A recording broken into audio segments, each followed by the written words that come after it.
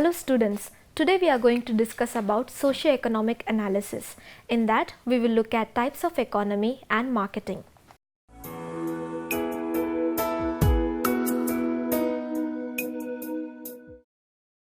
An economy is an area of production, distribution or trade and consumption of goods and services by different agents in a given geographical location. Economic agents can be individuals, businesses, organizations or governments.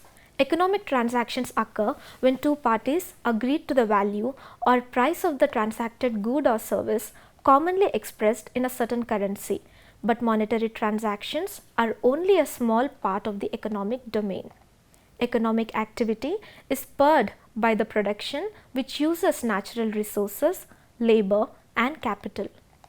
It has changed over time due to technology, automation, accelerator of process, reduction of cost functions, etc. Due to innovation, new products, services, processes, new markets, expands markets, diversification of markets, niche markets, increases revenue functions such as that which produces intellectual property and changes in industrial relations. For example, child labor being replaced in some parts of the world with universal access to education. A given economy is the result of a set of processes that involves its culture, values, education, technological evolution, history, social organization, political structure and legal systems, as well as its geography, natural resource endowment and ecology as main factors. These factors give context, content and set the conditions and parameters in which an economy functions. In other words, the economic domain is a social domain of human practices and transactions. It does not stand alone. A market-based economy is where goods and services are produced and exchanged according to demand and supply between participants by barter or a medium of exchange with a credit or debit value accepted within the network, such as the unit of currency. A command-based economy is where political agents directly control what is produced and how it is sold and distributed. A green economy is low carbon, resource efficient and socially inclusive. In a green economy, growth in income and employment are driven by public and private investments that reduce carbon emissions and pollution, enhance energy and resource efficiency, and prevent the loss of biodiversity and ecosystem services.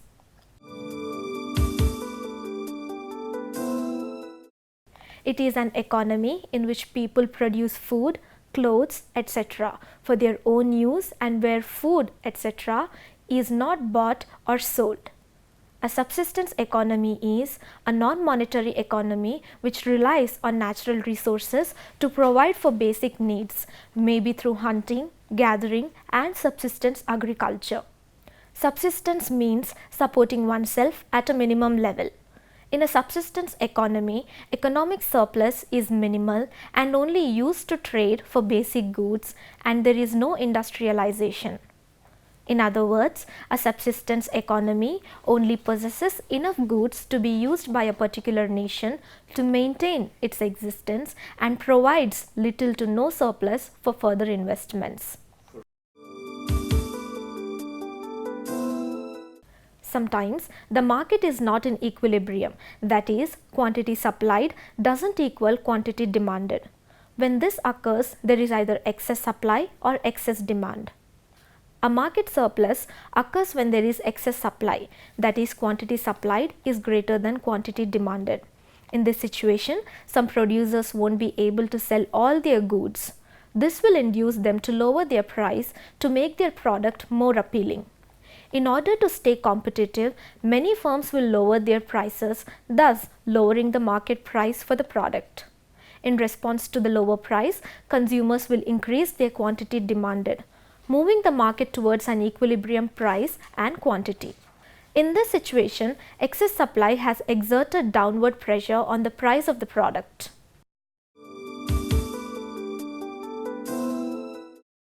A According to the American Marketing Association Board of Directors, marketing is the activity, set of institutions and processes for creating, communicating, delivering and exchanging offerings that have value for customers, clients, partners and society at large. Dr. Philip Kotler defines marketing as the science and art of exploring, creating and delivering value to satisfy the needs of a target market at a profit. Marketing identifies unfulfilled needs and desires. It defines, measures and quantifies the size of the identified market and the profit potential. It pinpoints which segments of the company is capable of serving best, and it designs and promotes the appropriate products and services.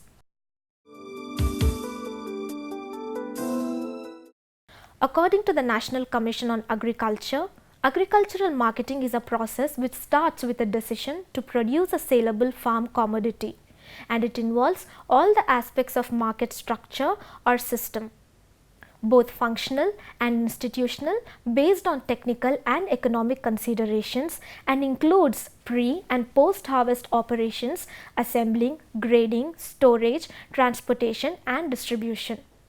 Agricultural marketing in a broader sense is concerned with the marketing of farm products produced by farmers and of farm inputs required by them in the production of these farm products. Thus, the subject of agricultural marketing includes product marketing as well as input marketing. Most farmers or producers perform one or more marketing functions. They sell the surplus either in the village or in the market. Some farmers, especially the large ones, assemble the produce of small farmers, transport it to the nearby market, sell it there and make a profit.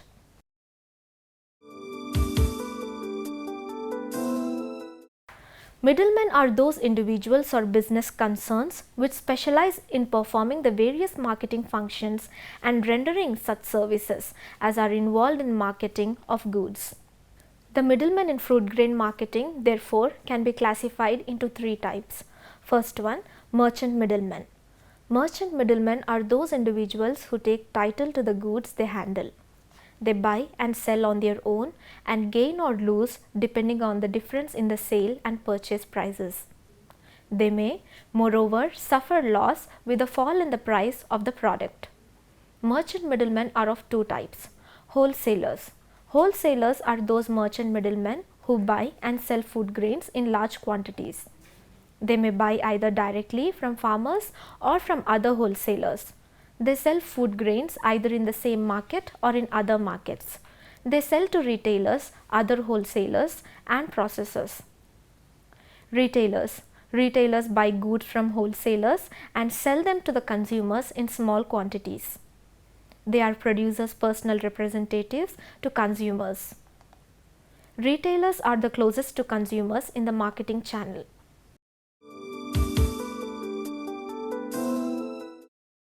Itinerant traders are petty merchants who move from village to village and directly purchase the produce from the cultivators.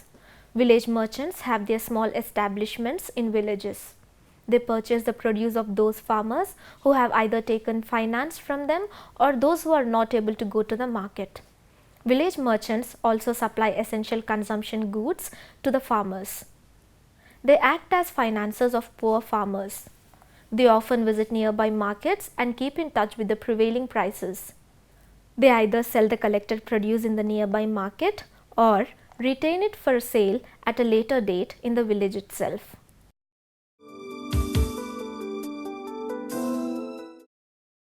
Agent middlemen act as representatives of their clients.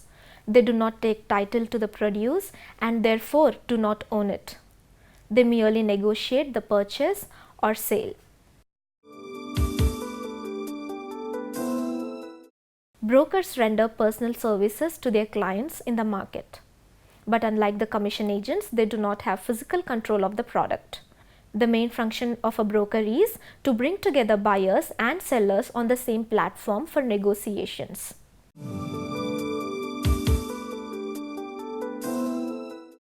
Speculative middlemen. Those middlemen who take title to the product with a view to making a profit on it are called speculative middlemen. They are not regular buyers or sellers of produce. They specialize in risk taking.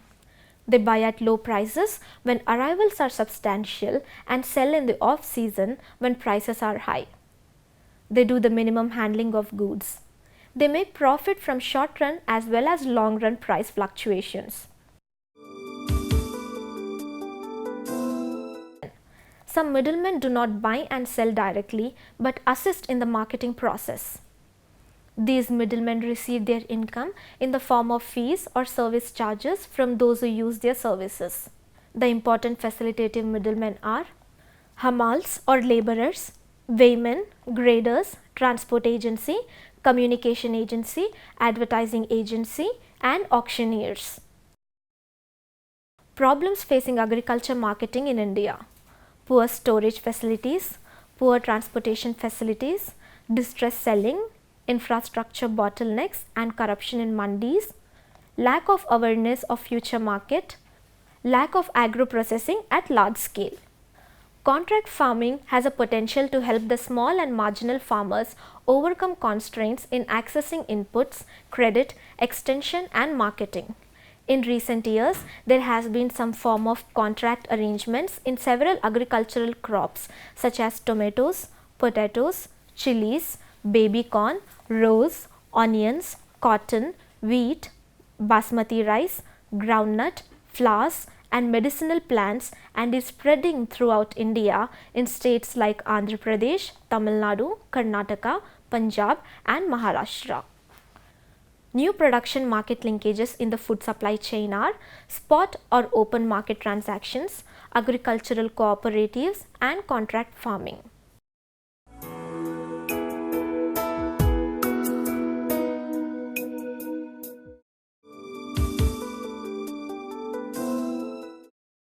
Every country's political system affects its product, labor and capital markets.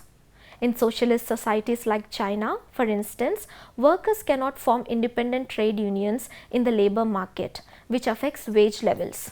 A country's social environment is also important. The thorny relationships between ethnic, regional and linguistic groups in emerging markets also affects foreign investors.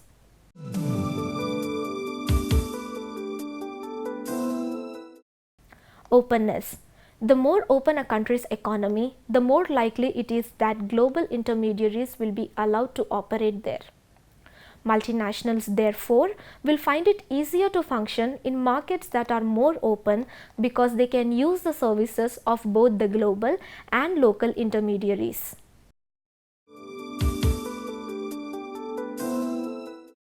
Developing countries have opened up their markets and grown rapidly during the past decade, but still struggle to get reliable information about consumers, especially those with low incomes.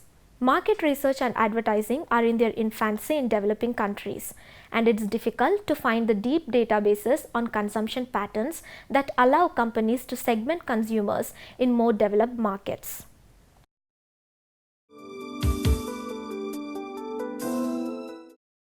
Labor market.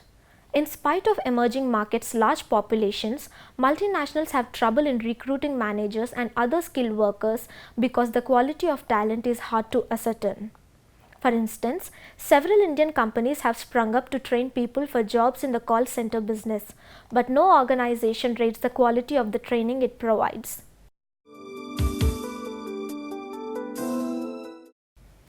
Capital market. Like investors, creditors don't have access to accurate information on companies. Businesses can't easily assess the creditworthiness of other firms or collect receivables after they have extended credit to customers. Transnational companies, therefore, can't trust their partners to adhere to local laws and joint venture agreements.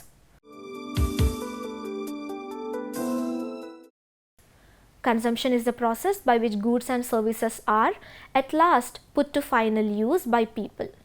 Consumption is at the end of the line of economic activities that starts with an evaluation of available resources and proceeds through production of goods and services and distribution of goods and services, or the other means to acquire them among people and groups.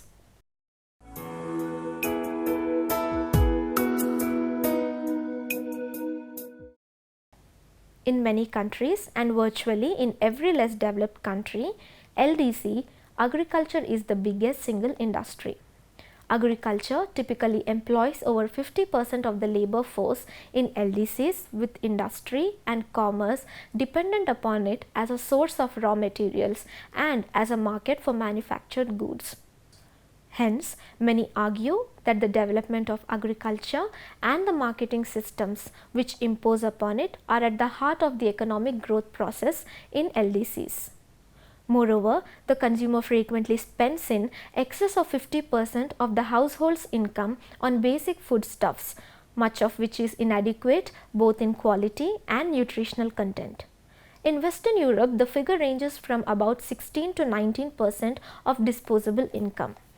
The scale of poverty in most LDCs is such that the commercial marketing system must be relied upon to perform the task of food distribution to poor and not so poor alike.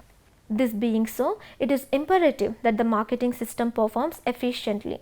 Economic development itself provides the impulse towards more sophisticated and more efficient marketing systems.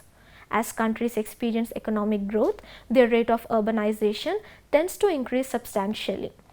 Whereas the rate of population growth in developing countries averages around 3% per annum, their cities and towns are increasing their populations at about 4% per annum. In essence, this means that the number of people in urban areas needing to be fed by rural people will double within 16 years. This has clear implications for agricultural production and the marketing systems that direct that production and distribute the output to the points of its consumption. Subsistence farming is likely to diminish in importance as farmers respond to the increased opportunities that development and urbanization create. Farms are likely to decrease in number while increasing in size, and agriculture will probably become less labor intensive and more capital intensive. Apart from commercial marketing, social marketing should also be acknowledged. Social marketing identifies human needs in non-competitive economies and sectors of society and defines the means of delivering products and services to meet these needs. The increasing importance of the modern functions of physical attribution and the new solution in logistics brings significant changes to the producer-distributor relationship in terms of increasing the importance of the distributor's contribution to the producer setting the logistical strategies, and therefore the importance of the communication between distribution and production on a larger range of aspects related to the activity of physical distribution in general and commercial distribution in particular. Distribution provides the regularization of manufacturing, handling, transportation, customization, storage and delivery, which allows the concerned participants of the process to structure their activities, that is, to plan them according to orders, to cut storage and costs accordingly. As to distribution, through its modern functions and amidst the current trends in logistics, it can allow the producer to steer production and achieve an effective enlargement of his or her markets according to mutual interests by taking part in the organization and performance of the advertising operations meant to ensure better visibility and marketing of the products. The relationship with the customers is concerned. Distribution plays the very important role of bridging the ever larger space and time spans between the producer and the consumer. Moreover, distribution allows communication between the producer and consumer in such a way that it would avoid misunderstanding and reduce the negative impact of a poor knowledge of the details of the producer's offer, an impact which affects both the producers and directly the distributor's activity and profitability as part and parcel of the logistical process and the circulation of the goods. So students, we come to an end of this session. You have any doubts? Hello ma'am, I am Ashwita. I have one question. Are there any programs initiated on green economy? Yes, the United Nations Environment Programme (UNEP) launched the Green Economy Initiative (GEI) in 2008, consisting of a global research and country-level assistance aiming at motivating policymakers to support environmental investments as a way of achieving sustainable development. Thanks to this initiative and the work of other agencies, green economy in the context of sustainable development and poverty eradication was placed on the 2012 Rio +20 agenda and was acknowledged as a tool for achieving sustainable development.